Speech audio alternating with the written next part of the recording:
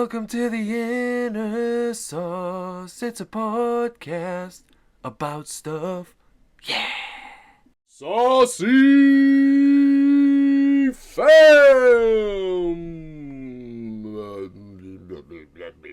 What's going on?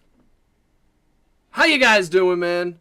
I hope you're all well. Hope you're living right. I don't know about where you're at this particular moment in time, but it is absolutely, utterly disgusting outside. It is so gross. So I got my room as cool as I could. Let the AC just pump some nice cold air in here for a while. I can't run it while I record because it's very annoying in the audio department. So we'll see. We'll see how long this goes until I have to remove my glasses from perspiration, steam. But yeah, man, how you guys doing? Hope you guys are doing well. Hope you're all having a good summer. I know a lot of you moms and dads are looking forward to that back to school day. Oh, brother. No, it's, we're going to miss it when it's gone. And I absolutely love having them here. It's, the whole it goes fast cliche is so not a cliche. It's absolutely insane. Looking at pictures from just a couple of years ago, like, what happened? What happened? But anyways, that's enough about that. I want to thank you guys for listening. Thank you for tuning in. Thank you for watching on the YouTube, if that's where you're at, or any of the podcast platforms. Thank you. A sincere, big thank you goes to the Saucytrons, my patrons. I see you. I love you guys, man. Thank you so much for the support. And I wanted to run something by you guys real quick, actually. I was talking to my dad, who happens to listen to the show. Hi, Dad. How you doing? Keep your eyes on the road. Nice job. He tends to listen when he's on a long trip to a job or something along those lines. He is in the world of the sprinkles. If you walk into a building and you look up and you see those little metal umbrella-looking things, in the movies when a fire starts and all the sprinklers go off in the building.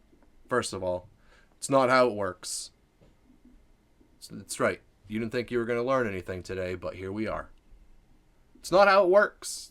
Just the head, the sprinkler head, the specific little metal umbrella, if you will. Just that one next to the fire is the one that goes off. Not,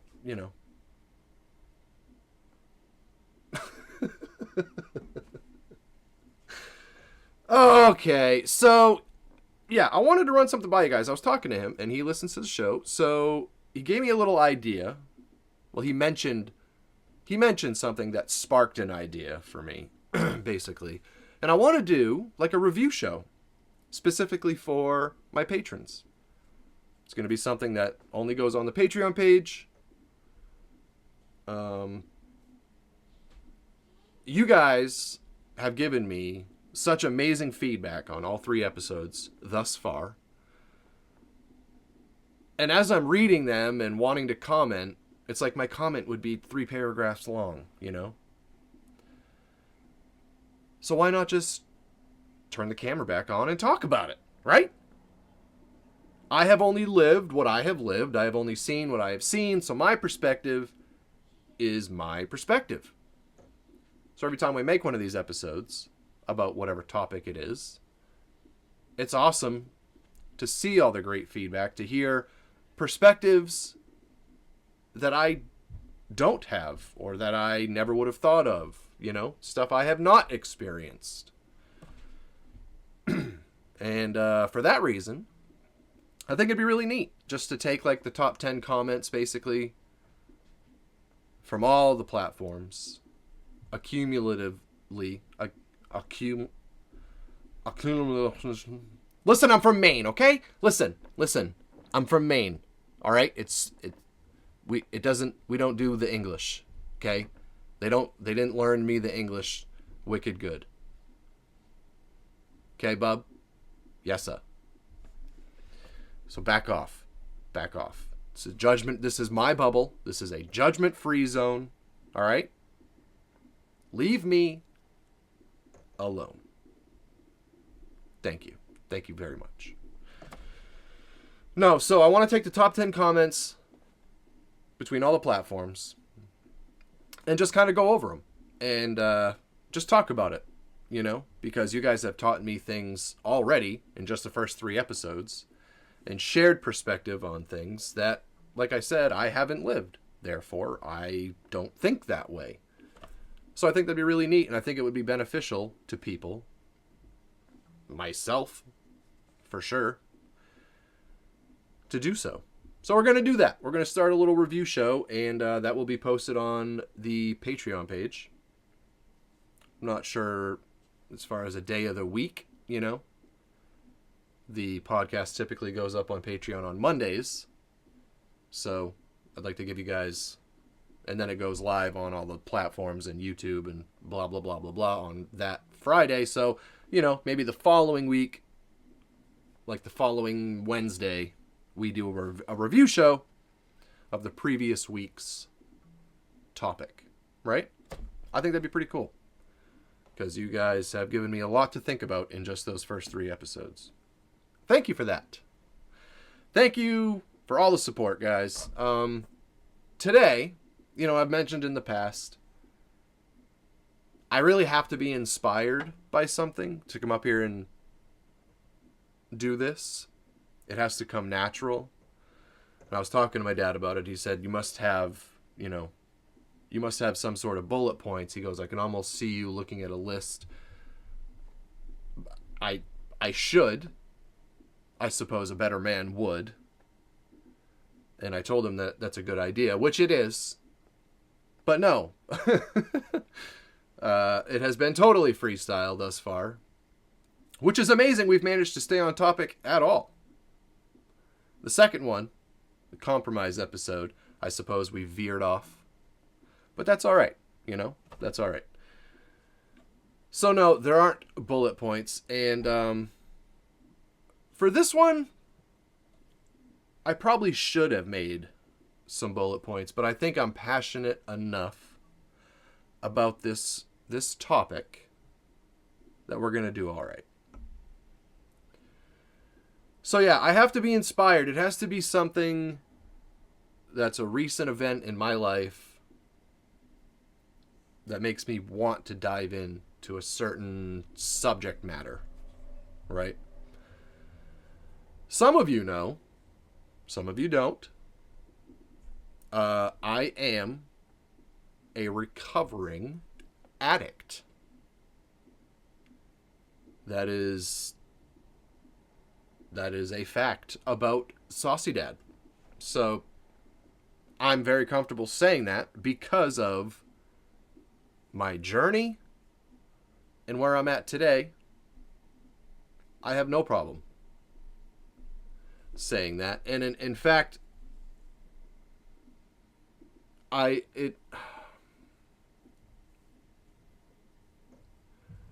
don't want to say I enjoy saying that because that just doesn't sound right. But I do. I do, specifically because I'm excited about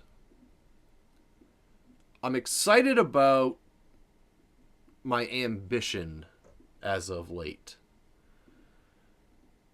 My ambition as of late, a lot of you guys know tomorrow, my birthday, I'm going to make my first ever donation, which is something that I want to make a monthly thing as part of the SauceyDad platform. That's something that I really want to do.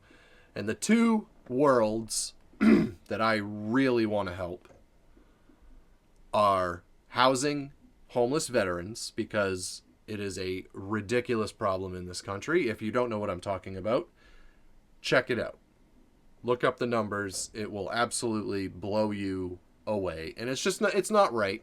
But also the addiction world. This is what I want to talk about today. But yeah, so tomorrow we're donating to the Wounded Warrior Project and the To Write Love on Her Arms Foundation. So I'm very excited about that. I feel like it's a first step. It's a popping of my charitable cherry, if you will. So I'm excited for that. It represents what I want the future of this whole thing to look like. And it's you guys that made all of it possible, which is why I constantly tell you how thankful I am for the support. But yeah, man. So what I want to talk about today is a little bit why I'm donating to the To Write Love on Her Arms Foundation and why I want to support the recovery world to begin with. So, I am a recovering addict, and anybody that is in that world knows you're always, quote unquote, in recovery. I will forever be an addict. Which I do struggle with that. I get that it's very real, okay? But I do struggle with that because that gives you a sense of there's no light at the end of the tunnel. There's no accomplishing or conquering that issue or that challenge. So, while I do know that that is a very real thing, I'm sober now for... We don't do math either, okay? Listen, if you're here to judge, all right, you're in the wrong place, okay? No, I've been sober over a decade, okay? I've been sober for well over a decade, which is, it's a great feeling. It's awesome to say. And I guess, I'm still, again, some of you know, some of you don't, I am still very involved in the recovery world. I still attend a weekly group. It is for me, but I'll be totally honest with you. The reason I'm still in it is because I have been able to help so many people already. And that's just in one group. That's just in one little... We call it a group. I don't know the terminology you're familiar with, but it's like a meeting, basically. It's over Zoom. But it's pretty neat, man. There's a handful of handful of us in my specific gathering that have been together for quite a while now. 3 years or so. So we're pretty well in tune with each other.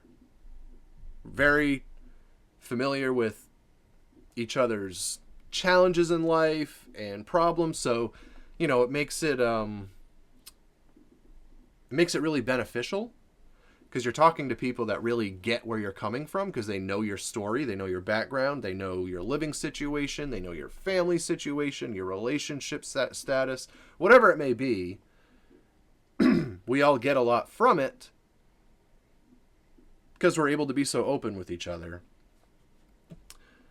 So I am very involved in that still. And this is where my inspiration came from for the topic today is it's the whole thing, the whole picture is really scary to me because like many of our most crucial, most impactful professions, recovery, whatever you want to call them, counselors, therapists, recovery coaches, all the positions in that field, like teachers, just as an example, one of many, are so undervalued, underpaid, to be totally blunt. Just super underpaid. Overworked because they're underpaid, right? The whole thing is such a vicious circle. So, I'll give you an example. All right.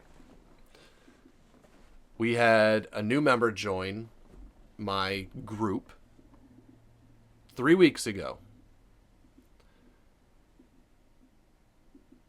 Yesterday, we had our group, and we had our third different counselor since this individual has joined.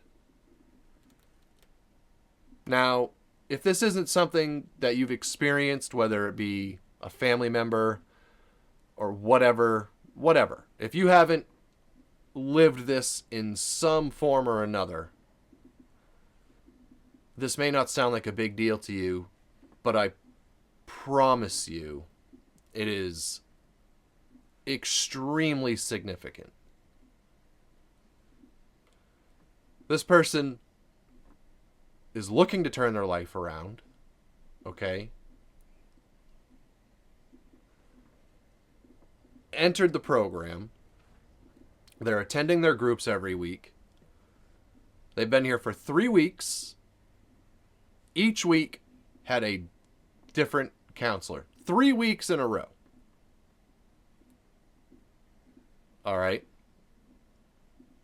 That means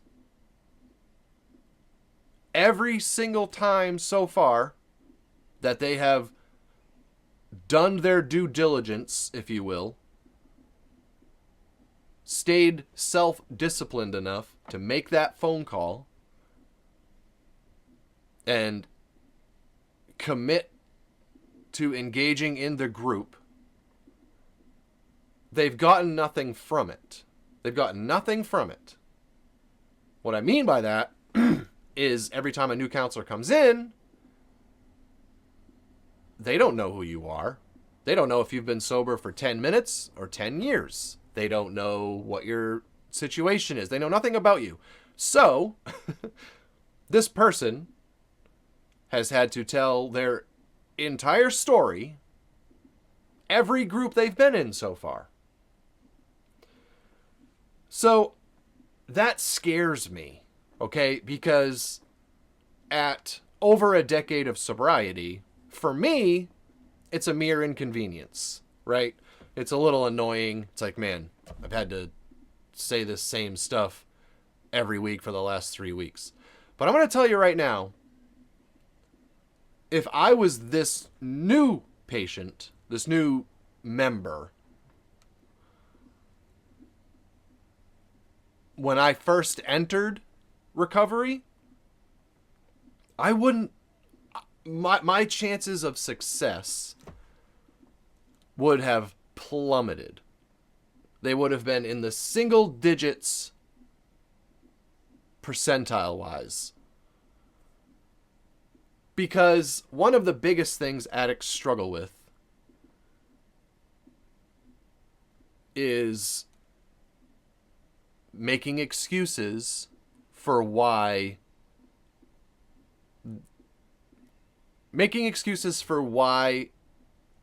the harder path is the right path.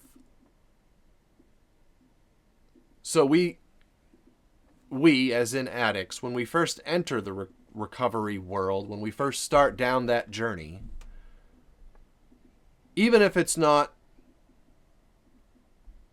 the first thing you think about, it's in the back of your mind as an addict. It is present in your thought process that you are looking for the first reason to bail on the situation if you can put the blame on somebody else. Well, if they don't care, why would I care, right?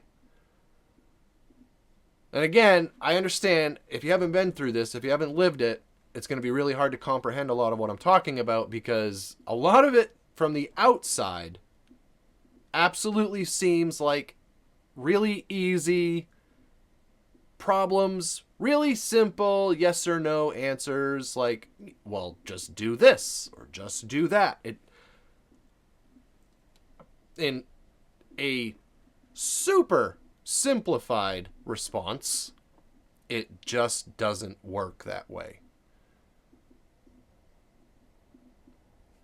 Addiction, regardless of the substance,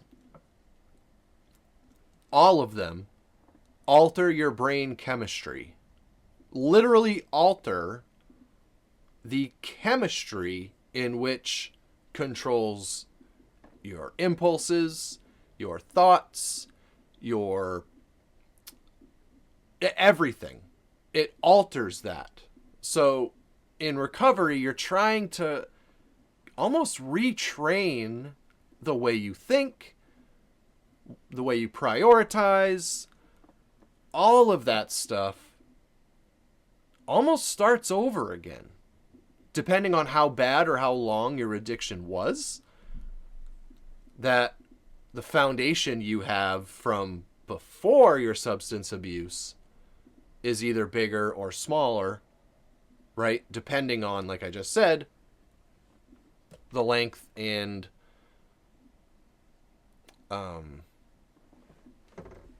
level of usage. But regardless, it alters your brain chemistry. So it really scares me to put myself in this new member's shoes. First of all, admitting I have a problem, admitting I can't just stop if I want to stop. Secondly, finding a place to get help, going through the process, excuse me, man, going through the process of getting enrolled, sharing your whole story with 5 different people who ask you the same redundant questions. And then when you're finally in there, you open up for the first time, you let it all out there. You say things that you haven't even admitted to yourself yet. And you're telling it to this group of people you just met. Okay? You don't know them. Or maybe you do. In some cases, you do. Right? Because a lot of these groups, it's a bunch of people in the same area. Right? My group is all people from my area. And Maine is not a big place. Population-wise. It is very small. Population-wise. So the chances of people knowing people it's almost a guarantee. You know? If you've got 20 people in a room, chances are one of you either knows somebody else in that room or you know somebody that knows that somebody. You know? So they go through these steps. They get enrolled. They're spilling their guts. They're really opening up. And then they listen to everybody else. And they might leave that first group. Either there's a whole plethora of emotions that they could possibly feel at that time. It could be, that's a waste of time.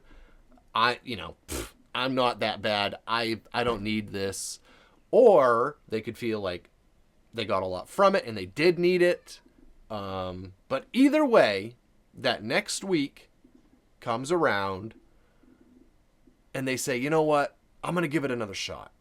They call back in. They do the thing again. And boom, it's a new face again. So now we're up to 6 or 7 different people that have asked the same redundant questions, and they're having to just say these words that don't even taste good because it's embarrassing, you know, especially at first. It's absolutely embarrassing. A lot of our stories, you know, it's not stuff to be proud of, right? So yeah, man, it really scares me to think about that because they call in, they get the nerve to do it all again, and then boom, it's a brand new face, gonna tell their whole story, right? And then they hang up and well, maybe they're going to stick around for a while. And then the third week, they call back in. They commit. They're 3 weeks in a row now. They're really trying to walk down this harder path. And again, it's a new face. Again, they have to tell their whole story. And I'm going to tell you, most addicts, that's all you need to walk away. That is way more than enough excuse to bail and go right back to exactly where they were 3 weeks prior. That is way more than enough. You're almost encouraging it. What are you going to get from repeating the same exact thing and hearing the same exact thing 3 weeks in a row, especially your first 3 weeks? So this is my problem. The undervalue and the underpaying of these staff and the personnel involved leads to a crazy turnover rate, which in turn leads to overworking, which leads to more turnover, because these people, so my story, for example, just the last 3 years or so, when I first came to this facility, this company, if you will, this recovery company, when I first joined their program, I had the same woman for over a year. We had the same woman for over a year. We had maybe 2 members change, which is super rare. Any addicts that I'm talking to right now know exactly what I'm talking about. The membership turnover is crazy, right? You have people that relapse and go back to their ways. You have people that graduate and feel like they don't need to be involved anymore, which, again, I totally could have been that guy a long time ago, but I absolutely love the way I feel leaving that group. It's very rarely do I get off the phone not having helped somebody. Very rarely. And I'm not a counselor, right? I've said it many times. I'm not a mental health expert. I'm not a therapist. I don't know from an educational standpoint. I technically don't know anything about anything. I am strictly speaking from firsthand experience. So, one of my major drives for what we're doing here, SauceyFam, is I want to get to a place where I can make some significant change in the addiction world. Because please believe, whether it's close to you or not, COVID was a pandemic during an existing pandemic. It gets talked about a fair amount, but it's still not enough. It's still not enough. I would be here for 3 hours if I dove into why addiction is such a bad problem. And we'll get into that eventually. But, luckily, this is where bullet points would have come into play, because I can feel myself veering, but that's all right. All this stuff needs to be said.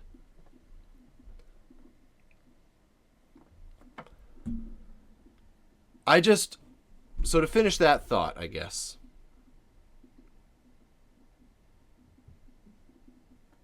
I want to get to a place where I really, my dream, okay, I'll just give it to you like this. My dream is to create a facility, start with one, nail down all the kinks, and then add more locations, whatever.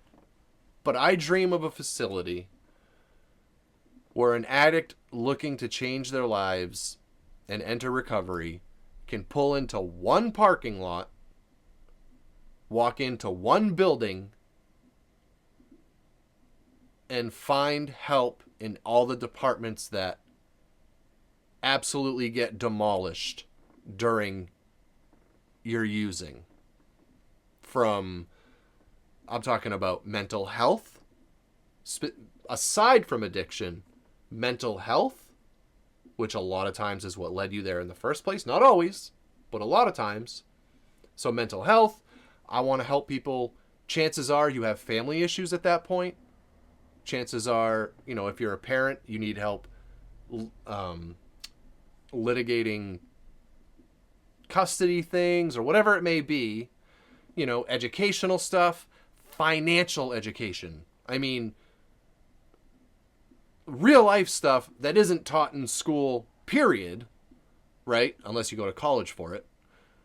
But real life stuff that is very little, it's talked about very little in the school system, period. So I picture a place where they can walk in and they can just take their life back. I want them to pull into one parking lot and then leave that parking lot after a while feeling like they made a ton of progress in a ton of areas in their life. Try to shorten the distance and make what is a very squiggly line from addiction to sobriety. I want to make that line as straight as possible and as short as possible. I hope that makes sense. Because one of the challenges I found when I entered recovery was just that. It was how many different places I needed to call and enroll in, and all these different phone numbers and all the driving around. And I'm sorry, but most of us didn't have a way to drive around at that point because we probably sold it. Not even trying to be funny. It's just the truth of the matter. We probably sold it. At the very least, we probably didn't have gas money, right? Help with finding a job. Help with building a resume. That is something that I was so fortunate to have in my family, was people that run businesses, people that have been very successful in business. So I could just turn to family members that could help me build a very powerful resume and do all these things that I just feel like should be in one roof, should be under one roof. So that's my dream as far as the facility that I want to create someday when we get to a place where that is possible. I want to start with one. I want to really perfect the process and see what works and what doesn't. And then I want to spread that as far and wide as I possibly can. Because what I was getting at is there was a pandemic long before COVID. Addiction it's a pandemic. Alcohol is still celebrated, it's still encouraged, it's still made light of. When I have people in my family to this day that, man, it's sad, It's really sad because I know what it's like. So I feel the pain. I literally feel it. I just want them to find that light. I just want them to find whatever it is that will flip that little switch that says, you don't have to live like that. Like, you can go back to the light. You don't have to stay in this place. You don't have to submit to whatever substance it is that you submit to. You don't. You are so much better than that. Life is so much more valuable than that.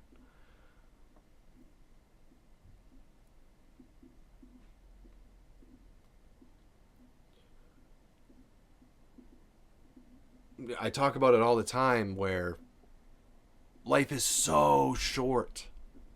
It's so short in the grand scheme of things.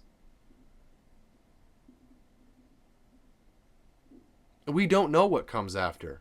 There's plenty of theories. There's plenty of hopes and beliefs. But nobody knows. We don't know. If you say you do, you're lying. We don't know what comes after. So you have to absolutely maximize today. Whatever it is that you're waiting to do until tomorrow, do it now. Do it now. My addicts of the SauceyFam, do it now. Get your life back now. Don't wait. To hell with the embarrassment and the shame of admitting it. Who cares? This is your life. It's not your daughter or son's life. It's not your mom or dad's life. It's not your grandparents'. It's yours. You. Nobody was born next to you. Nobody's going to be buried next to you either. You have to take control of you. I didn't know that for a really long time. I didn't know that for a really long time. And to kind of circle back here, the pandemic before the pandemic is still a pandemic. You know, one of the things I wanted to say was, luckily, my family members, they refused to take it. So, I should probably mention, my substance was painkillers, opioids, as they are known. That was my drug. Luckily, because of my struggle and my journey, I now have, I don't even know, to be totally honest. I don't know how many lives I've changed, because my family tells their friends and family tell their friends and family, all stemming from what I went through. So I have no idea how many people rejected pain medication because of what I went through, because of my addiction. I don't even know, but I've seen it firsthand. I've seen my grandparents, I've seen my parents, all kinds of people refuse the stuff and then come back and tell me, Nick, you wouldn't believe how badly they wanted me to take it. Like how badly they wanted to give me whatever it might be. Percocet, Vicodin, Oxycontin, whatever it might be.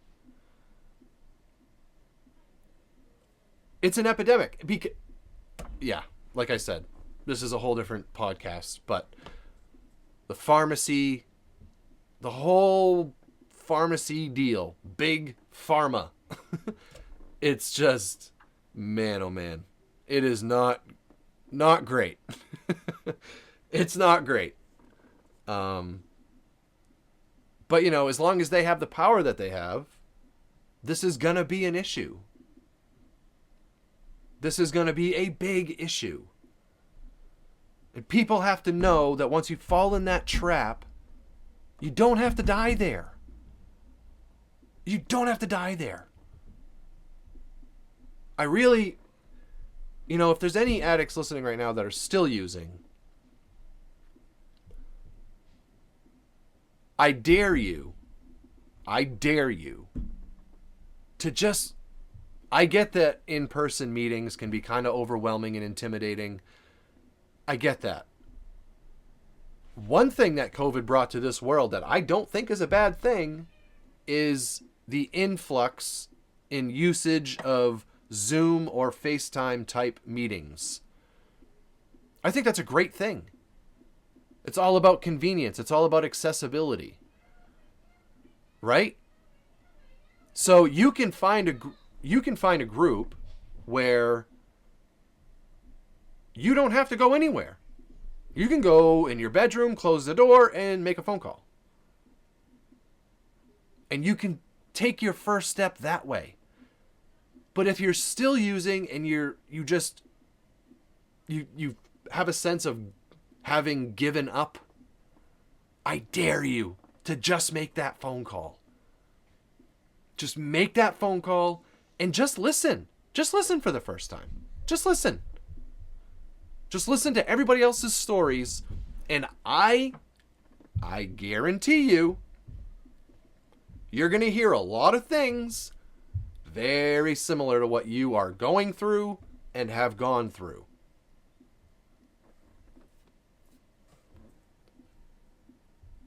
It doesn't matter. There's so many cliches, and that's part of the problem, but so many of them are very true. They're said over and over again for a reason, because they hold weight. There's a lot of truth to them.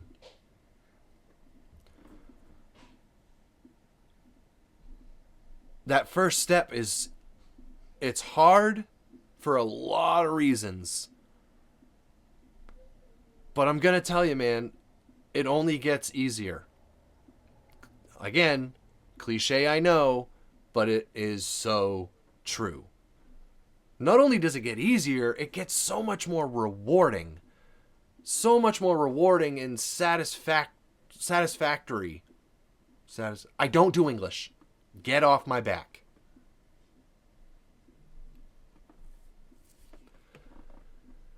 You're going to get a lot from it, is my point.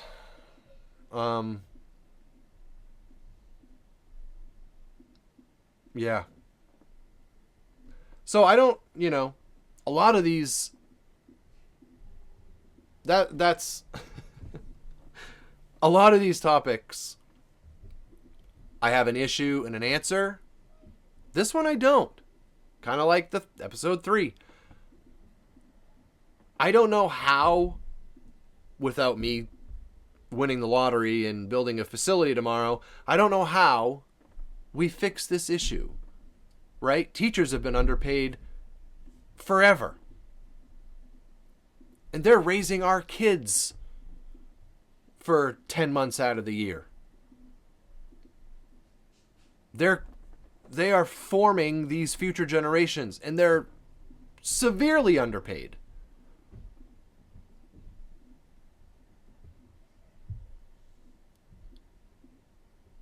So what chance does a field that is as voodoo and shame riddled as addiction, what chance does that field stand? People that have a passion for helping people find their way back to the light. How do we fix that? How do we get to a place where there's more money for them to make? Like, I'll be totally honest with you, the place that I'm involved with, the business model is awful. The business model is it's just like every other business. It's making a few people very wealthy, and the success of the patients is not even a concern. It's just not. It's all about collecting their money and, all the endorsements from the state that they get for being the kind of facility that they are. There just has to be a way to incentivize. Oh my goodness. This is bad even for me. There has to be a way to incentivize people that are passionate about this world, this recovery world, to get involved and help. I looked up all the information I need to get certified as a counselor because that's something that I want to do. But what's crazy is that couldn't be my job. It couldn't be I wouldn't be able to afford to pay my bills. Not with 3 kids. It couldn't be my job. Helping people that are otherwise oftentimes going to lose their lives, or at the very least live a terrible quality of life until they do end up passing away. There is absolutely you helping them isn't a lucrative profession. And I don't, I'm not saying that they should get rich, but they should, I know, how many jobs can you think of off the top of your head that pay more than teaching and what I'm talking about right now, counseling, therapists, recovery coaches, whatever it might be? I don't know. I know that there's a whole lot of jobs out there that are, let's just say, not quite as important to society, that make a ton more money than these people saving people's lives. It goes for our emergency services as well. I had a long discussion with the newest counselor in this place that I'm involved with. Her last venture was, she was a part of a couple other people that tried to start something different than what I'm talking about wanting to start, but they actually did it. They started a service where sponsors, which, if you're not familiar with what a sponsor is somebody who has been through recovery, has a significant amount of sobriety under their belt, and they sponsor addicts that are either brand new or in recovery that still have a really strong temptation to use. So a sponsor is somebody that addict, when they have a trigger is something that happens in life that makes you want to go right back to using, right? When they have a trigger, they call their sponsor. The sponsor then talks them through it. All hours of the day their phones are on. These people don't get paid anything. That this is just something they do out of the goodness of their heart. So her and these other people started this business where sponsors, they had a bunch of sponsors on their directory, on their Rolodex, if you will. And then I don't remember the other details, but basically, like if 911 got called for an overdose, the officer that was responding to the call would notify whatever sponsor was in that area. So they had sponsors, and then they also had case management type personnel. So a sponsor would go, and then a case management person would go, just to see what they could do in the moment. Depending on how bad the overdose was, what can the case management person help the family that is still there? What can they help them with? What can the sponsor help? How can the sponsor help? Can the sponsor help the person that did overdose? They were trying to get Narcan into every officer and EMT's hands, which most of them have it, but I have a bunch of it. You just never know. You see it all the time now.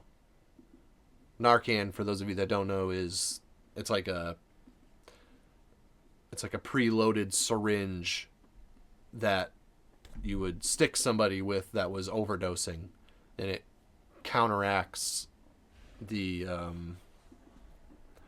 whatever it is that they're overdosing on. So I have a bunch of it. I pick some of it up almost every month because it expires and stuff, but I always make sure I have it in whatever vehicles that are in the driveway. We have some in the house. You just never know. You never know. And I don't even have anybody close to me that's using or anything like that, but you see it all the time. All the time. Going to Walmart, going to the gas station, going anywhere. I don't know how many times I've seen somebody ODing. And the window the window of time you have to respond to that and do something about it before real damage is done is very small in most cases. So her and these people created this business. It wasn't even a business. That's the crazy part. It wasn't even a business. It was just, they wanted to implement these things to help. But she said nobody knew about it. Nobody knew about it. She said it actually still exists. And when she asked the group about it, not one person knew what she was talking about. And she just kind of put her face in her palm and chuckled, and she said, well, so that's why I'm here, guys. And she laughed and she said, nobody wants to help spread the word. Nobody could share the information far or wide enough to make any difference. Because it takes all parties. It takes officers taking that second to make that phone call.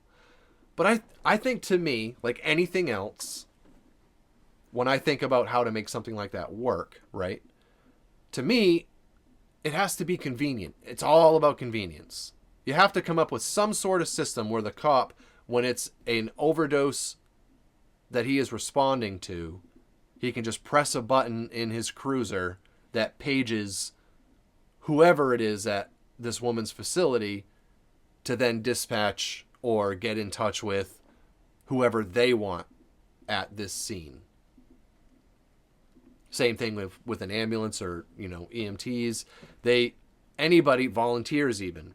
I just feel like there needs to be a convenient way for them to send out that information. That's the only thing that makes any sense. You can't have a cop that's doing 150 down a 30-mile-an-hour road to get to somebody before they die, having to remember to make a phone call to somebody's sponsor, right? So it needs to be a convenient dispersal of information.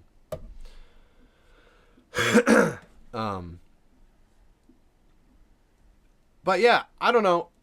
I just don't know. I don't know how do we fix this? It's just scary to me, man, because the whole point of why I brought this up today is, here's this guy that has now 3 weeks in a row had 3 different counselors, and the last 2 both said the same thing. They're going to be here until we're sick of them. You don't have to worry about me. I'm going to be here until you're sick of me. The very next week, we have a new person saying the same thing.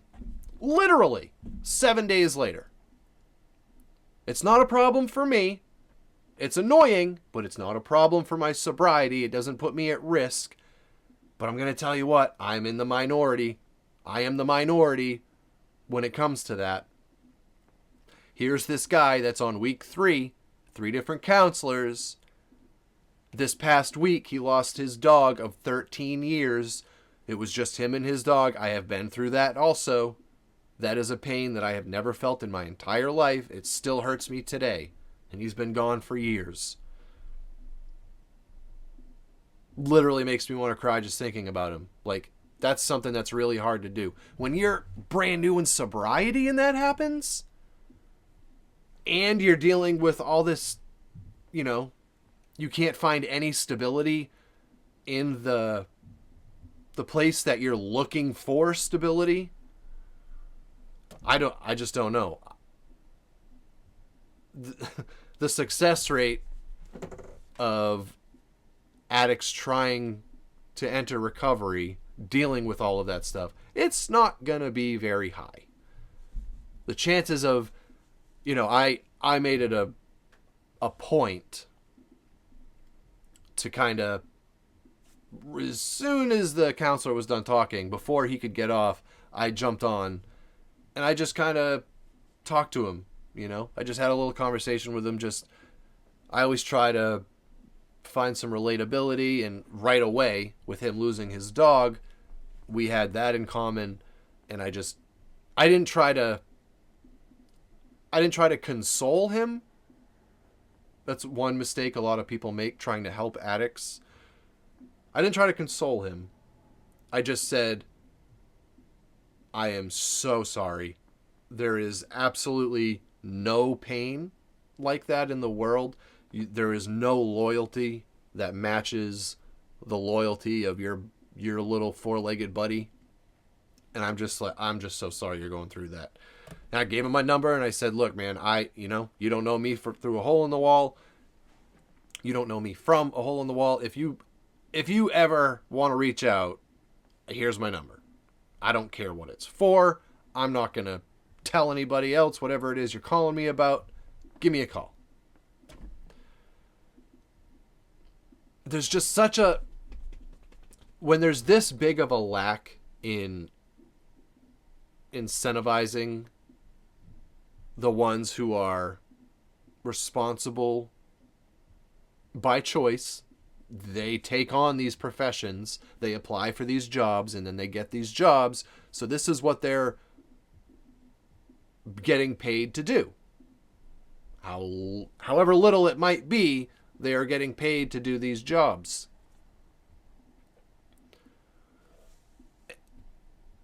There's such a lack in follow through. There's such a lack of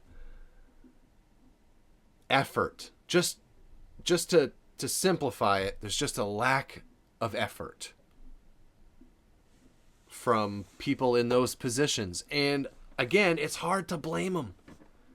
It's hard to blame them because if you can afford to live off it and you do decide to stick it out, it's only going to be a matter of a month before a bunch of other people in your position quit and you have to take on their workload.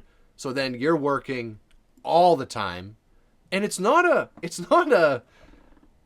easy job. That should definitely be said also. It's not an easy job. Nothing relations-wise is easy. This is super mentally taxing on people that take on this position. Most of them are like myself that have been through addiction and have been sober for a long time. But, when you go from helping or being the counselor for, let's say,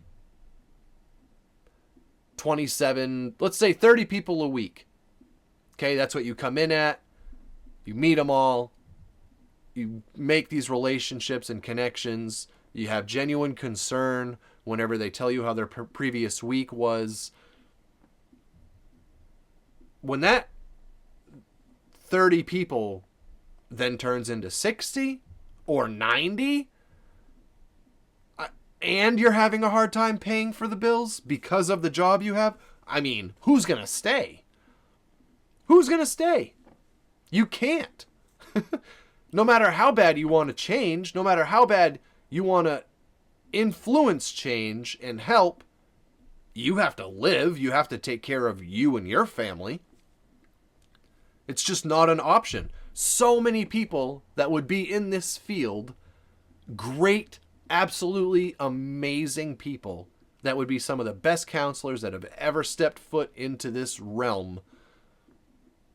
It's not an option for them because the amount of time that they invest and what they receive back for it, they can't live off of it. It's not an option. Just like teaching isn't an option for a lot of people that really want to be teachers.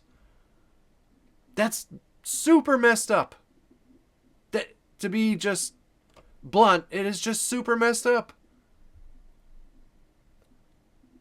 The most impactful, important professions in our society are just the most undervalued and underpaid. Why? Why?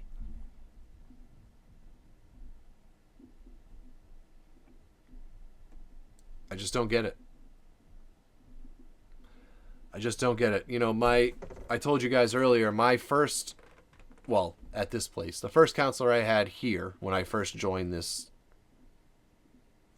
group, we had her for over a year. We got super close to the point where we were texting outside of our hour together, talking on a regular basis. She had genuine relationships and concern for all of her patients. Well, not patients. That's just it's a habit to use that word.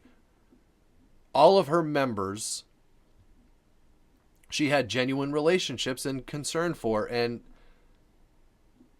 I gotta tell, when she left, like I said, it wasn't even a threat to my sobriety, but we lost half of the members in my specific group were gone the next week. Gone.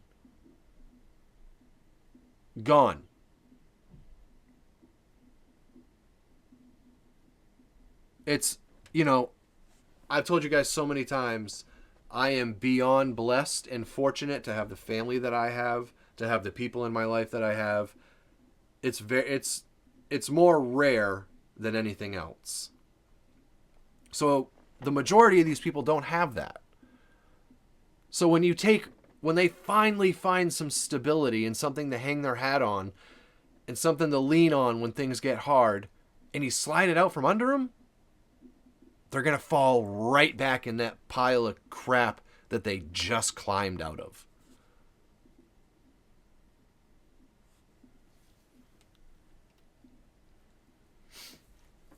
I don't know. I'm anxious to see you guys' thoughts on this and your feedback, because I do know that addiction is very close to a lot of my patrons and other supporters. Like I said, it's a pandemic. It's not one that we want to talk about, right? But it's a pandemic.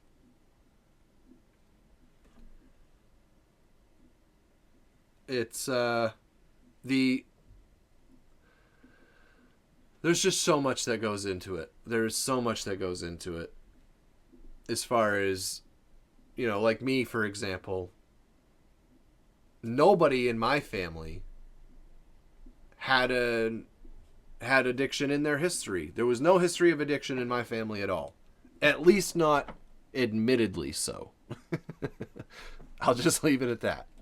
At least not admittedly so. So when I came out and admitted that and said, hey guys, just letting you know, I'm not going to be available for a few days.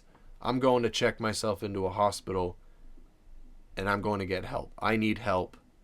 I'm done pretending like I don't. I've made some really bad choices, really bad decisions, and I'm not me anymore. And I want to be me again. For one, I'm blessed to even have had the ability to have that thought and that presence of mind. For most people, by the time they get to where I was at and the level of usage that I was at, that is long gone. That is long gone. I still see and hear stories about the people that I was hanging out with that are right where I was all those years ago, still to this day. So I am very fortunate and thankful that I had that presence of mind and thought process, still had my wits about me somewhere in there behind all the fog and clouds. But that was a really hard moment to make those phone calls and just, I know that all these people know. I know they know, but it's never been said before. And then some of them pretended like they didn't know and were really ashamed and really disappointed, obviously, rightfully so. But it's so hard. It's so hard. And then if you take that away, if somebody doesn't have that at all, they're looking for that. That's part of what they're searching for, something to lean on. Just something, just a little bit of stability to rely on while they fight this battle. They need that. So it terrifies me to see the level of turnover in this field when that is such a huge cause of people relapsing and going right back to where they were. And oftentimes giving up on finding that light and working towards sobriety and getting their life back. There's so many hurdles. There's just so many moving parts to the whole thing that it's super easy to give up. It is super easy to give up and just walk away from the whole thing and go right back to using and just, whatever. I tried and it didn't work out. So I really want to make it as convenient as possible for people, but I also want to find a reason why they're so underpaid and undervalued and how we can fix that. How do we incentivize people to want to get into this field as a profession and really give it their all and build these relationships and genuinely save lives? I was very fortunate. I happened to find this little older woman that had a private practice when I first got out of rehab all those years ago. She saved my life.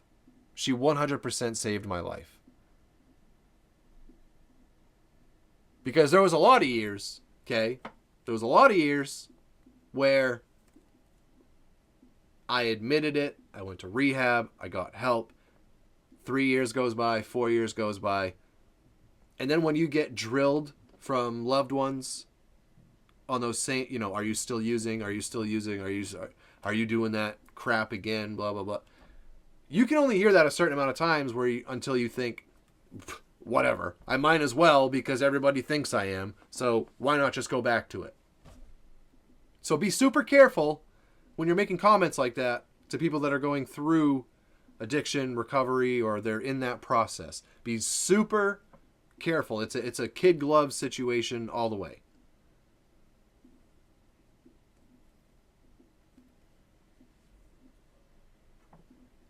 I don't know. It just scares me, guys, because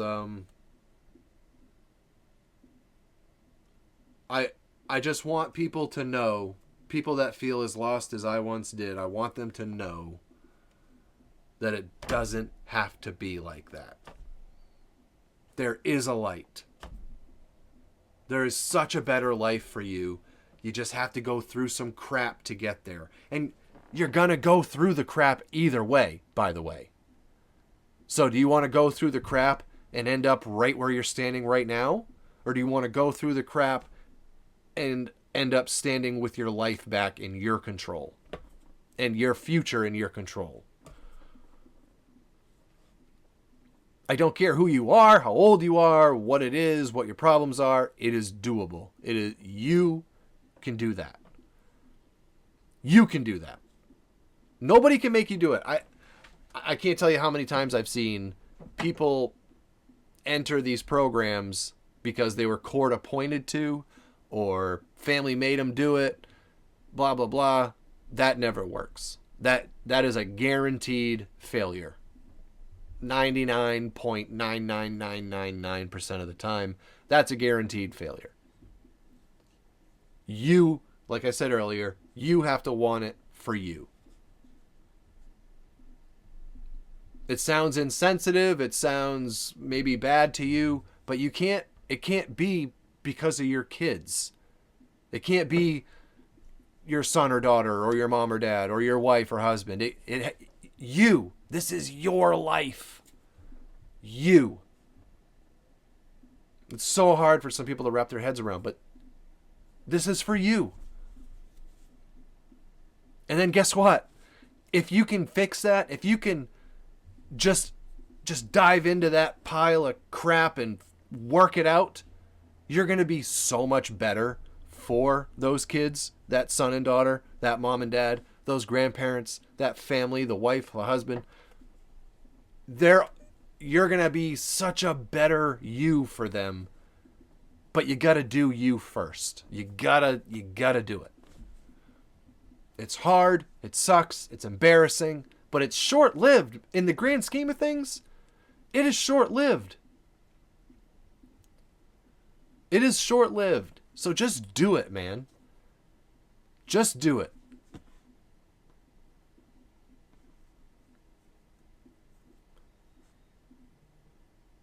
I feel like this topic has a lot more to be said. There's a lot more to go through on this. But, you know, we're at an hour and 10 minutes already. So I'm going to let you guys go and think about it. And I really want some feedback, man. I think we're going to do a review show on last week's episode about I don't even remember what I titled it. What's a Dad to Do? Episode 3. I want to do a review show on that because a lot of you guys shared some amazing feedback. I really learned a lot from you guys in those comment sections. And I also feel like there's just a lot that needs to be said. Because things have changed. That's all I'm going to say. Things have changed. As far as what an 11 and a 12-year-old girl knows today and actually comprehends and understands what it has changed. You would be blown away. But yeah, man, as far as this whole addiction, recovery, counselor topic goes, let me know your thoughts. Let me know, share your stories. If you're comfortable doing so, I don't want you to put anybody's business on blast that doesn't want you to do so don't do that.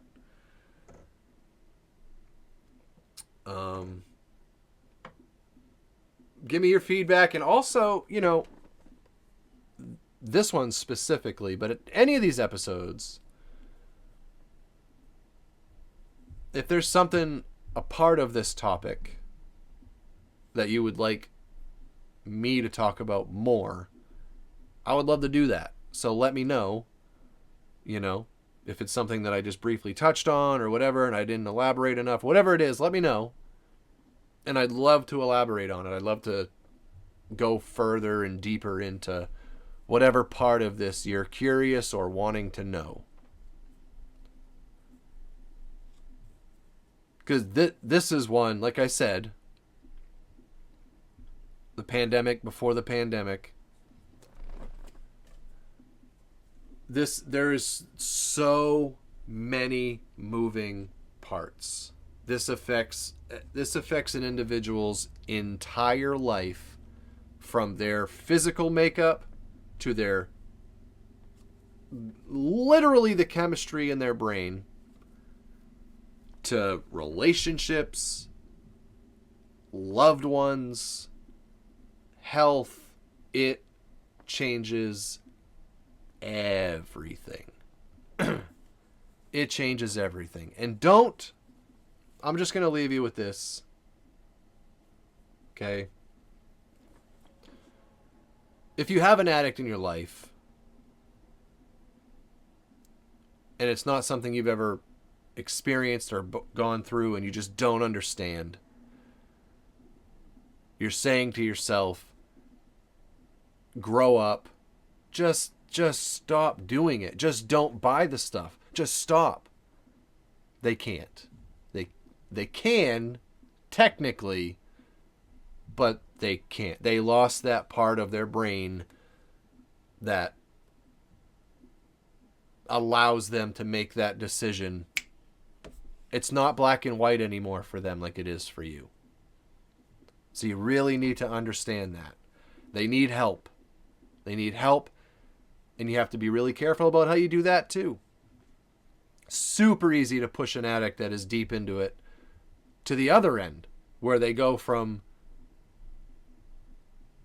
agreeing and seeking out help to permanently abandoning that thought forever because of how it was presented to them, and just going deeper into whatever it is they're into, which is very scary. I've been, like I said, sober for over a decade, and it's changed a whole lot from just when I was using. This. Oh boy. There's just so much to talk about. I do think this warrants probably a few more episodes. They found an apartment in Massachusetts not long ago that had, I don't remember, 20, it was either 20 or 200 pounds of fentanyl. Like millions of dollars of fentanyl. You can't make that unless you're a pharmaceutical company producing it and then maybe selling it to somebody out of the back of the building. My point is they're putting it on the streets. Fentanyl is extremely lethal. And they're putting it in literally everything. All the street drugs. They're putting it in everything. These people take half of what they normally take and die. So don't give me it's all a choice. Okay? Because everybody has their road, everybody has their path, everybody has things that lead them to a certain decision one way or another. I know so many people, some of the worst addiction stories I've ever heard were people that had a really severe injury, given a lot of pain medication, and then taken off of it. Like that. It doesn't work like that. It doesn't work like that. Ask anybody that's been on opioids and ask them how they felt when they tried to just stop. I've told you, Saucy Mom and I both come from the same thing, right? And we're very proud of the fact that we made it through it together and are still together. We walked into the fire holding hands, and we walked out of the fire holding hands. That is very rare, and it is something we're very proud of. But her story is totally different than mine. Mine stemmed from a lot of self-doubt, a lot of shame of myself, a lot of deep-seated things. She had cancer when she was 18. Or no, she was 16 or 17. She had to have an amputation done when she was 18 to get rid of it. But they had her on an insane amount of oxys.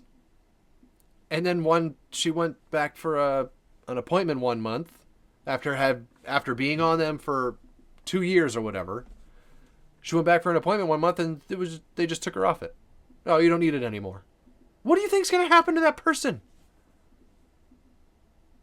They offer absolutely no advice. They offer no roadway or path to what that next week, 2-3 weeks is going to look like. It's just scary, man. And I think that's, now I'm starting to get into stuff for a different day. We've been going for quite a long time. I'm sorry. But this one's really close to home for me, obviously. And I just see so many issues with the way that it's handled today that it's really scary for me to think about the success rate of people looking for recovery right now. If that guy didn't totally by chance happen to join a group that had members like myself and some other vets, if you will, if he happened to be in a group with a bunch of other people that were new to sobriety or new to recovery, him losing his dog, or the second time there was a new counselor, or a million things could have, boom, changed his. And he's a remarkable guy. Super smart, super well spoken, really polite, really clean. Just a really, looks like a great person. You can tell he has a very genuine heart about him. Just a really good guy.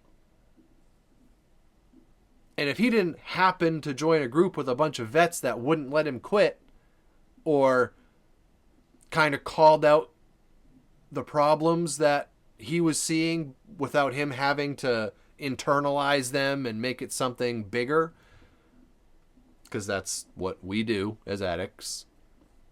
We assume nobody thinks the way we do and nobody sees it like we do, so we're broken and we're just going to keep it to ourselves and let it fuel our X amount of days of rage moving forward. But, you know, he could totally not be with us today. Absolutely could not be with us. He might not be with us today under different circumstances if he was put with a different group of people.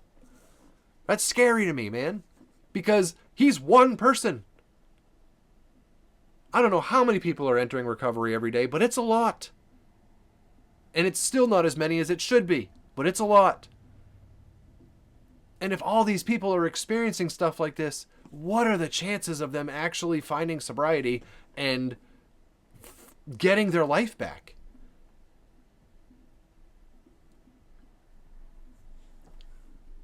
Scares me for them. It really does.